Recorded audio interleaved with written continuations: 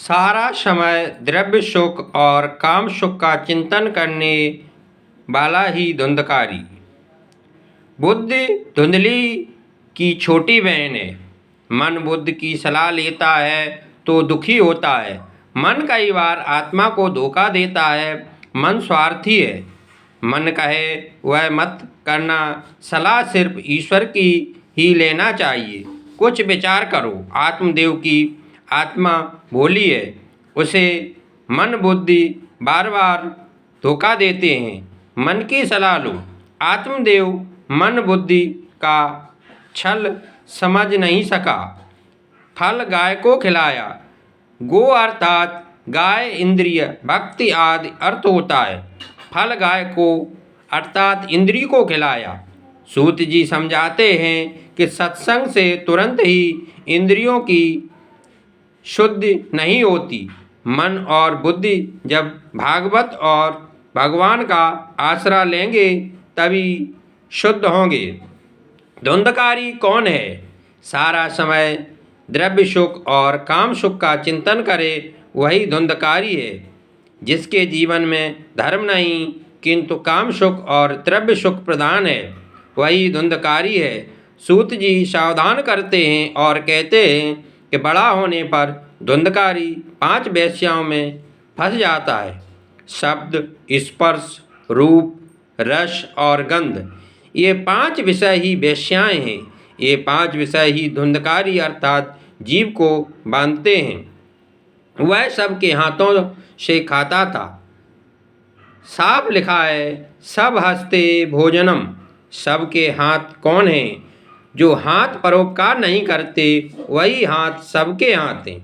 जिन हाथों से श्री कृष्ण की सेवा न हो, जो हाथ परोपकार न करें, वे हाथ सबके हाथ ही हैं। धुंधकारी स्नान और शौच क्रिया से हीन था, कामी था, अतः स्नान तो करता ही होगा, परंतु स्नान के बाद संध्या सेवा न करे तो वह स्नान व्यर्थ ही है।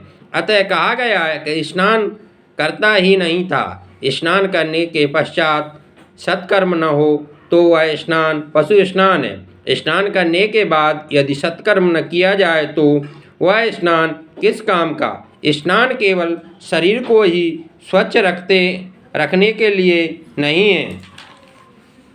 स्नान करने के बाद सेवा, संध्या, गायत्री न हो तो वह स्नान भी पाप हो जाता है। शास्त्रों में 3 प्रकार के स्नान बताए गए हैं। उसमें ऋषि स्नान श्रेष्ठ है। उषा काल में 4 से 5 बजे के समय में जो स्नान किया जाए वह ऋषि स्नान है। इसके बाद 5 से 6:30 बजे तक के समय में स्नान किया गया स्नान मनुष्य स्नान है और 6:30 बजे के बाद किया जाने वाला स्नान राक्षसी स्नान है। भगवान सूर्य नारायण के उदय के पश्चात दंत धावन, शौच आदि करना योग्य नहीं है। सूर्य बुद्धि के स्वामी देव हैं। उनकी संध्या करने से बुद्धि सतेज होती है। स्नान और संध्या नियमित करो। सम्यक ध्यान ही संध्या है। नित्य सत्कर्म किए बिना किया जाने वाला भोजन नहीं है। ऐसा मनुष्य भोजन नहीं करता किंतु पाप का प्राशन करता है। जो पापी लोग अपने शरीर के पोषण के लिए अन्नोत्पादन करते हैं वे पाप का भोजन कर रहे हैं। अतः हमेशा सत्कर्म करो, आयुष का सदुपयोग करो। तन और मन को दंड दोगे तो पाप का क्षय होगा और पुण्य की वृद्धि होगी। अपने मन को आप स्वयं दंड नहीं देंगे तो और कौन देगा? पुत्र के दुराचरणों को देखकर आत्मदेव को ग्लानि हुई। उसने सोचा कि वह पुत्रहीन ही रहता तो अच्छा होता। धुंधकारी ने सारी संपत्ति का व्यय कर दिया। अब तो वह माता पिता को भी पीटने लगा। पिता के दुख को देखकर गोकर्ण पिता के पास आया। गोकर्ण पिता को वैराग्य का उपदेश देते हैं। यह संसार असार है और दुख रूप तथा मोह से बांधने वाला है। किसका पुत्र और धन भी किसका? संसार को बंध्यासुत ही की उपमा दी गई है। संसार माया का पुत्र है और जब माया मिथ्या है तो संसार वास्तविक कैसे हो सकता है। गोकर्ण आत्मदेव से कहता है कि तुम अब घर बार छोड़कर वनगमन करो, घर के मोह का अब त्याग करो, सब कुछ समझ बूझकर स्वयं छोड़ दो, नहीं तो काल बलात् छुड़ाएगा। यह देह हाड़ मांस और रुधिर का पिंड है, इसे अपना मानना छोड़ दो। स्त्री पुत्रादि की ममता छोड़ो। यह संसार क्षणभंगुर है, इसमें से किसी भी वस्तु को स्थायी समझकर उससे राग मोह न करो। केवल वैराग्य के रसिक बनो और भगवान की भक्ति में डूब जाओ। संसार मोह के त्याग के बिना भक्ति नहीं होती।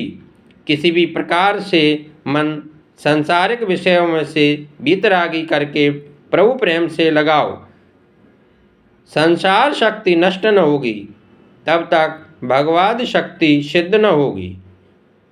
संसार के विषय में मत फंसे रहो, ठाकुर जी के चरणों में रहो। यह देह अपना नहीं है, कारण इसे हम हमेशा रख नहीं सकेंगे, तो और तो अपना होगा ही कौन।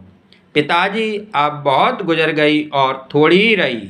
गंगा के किनारे जाकर ठाकुर जी की सेवा करो। मन को विक्षेप होने पर उसे कृष्ण लीला की कथा में लगा दो। भावना रखोगे तो हृदय का परिवर्तन होगा। सेवा और सत्कर्म में परदोष दर्शन विघ्न करता है, अतः परदोष दर्शन का त्याग करो। पिताजी अब तुम श्री भगवान का आश्रय लेकर भगवानमय जीवन बिताओ। भगवानमय जीवन जीने के लिए ध्यान, जप और पाठ अति आवश्यक है। हरि ओम। शांति शांति शांति।